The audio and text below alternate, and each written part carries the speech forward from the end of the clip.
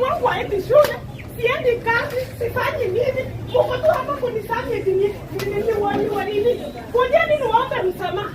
Kwa kila mtu mwenye nimekosea niandika hapa. Nini ilifanyika? Si nilikuja hapa kununua dawa. Nilikuwa nimeenda hospitali nikaandikiwa dawa nikapata 2. Nikakosa moja.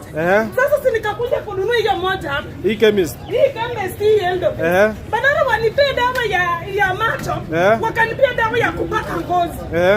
Sasa si mimi sikuwa na evidence juu nilinunua sikulipa na simu. Nikakuja kama nimeshika hiyo clip.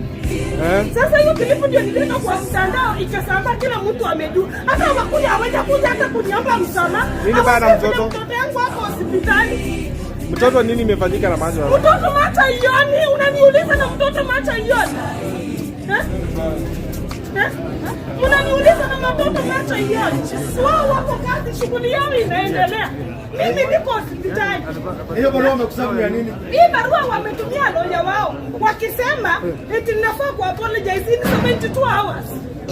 Apologize kwa nini? Apologize eti mimi nilishika. Wamekuja hospitali? Hawajakuja. Hawa ndio wanafaa. Hawajakuja. Ni nini mtu anafanya? Mwenye hapa ni nani? Ngoja ni nini nafaa kufanya? Kujeni niwaombe msamaha. Kuja. Wakuja basi niwaombe msamaha. Nini imefanyika hapa hivi?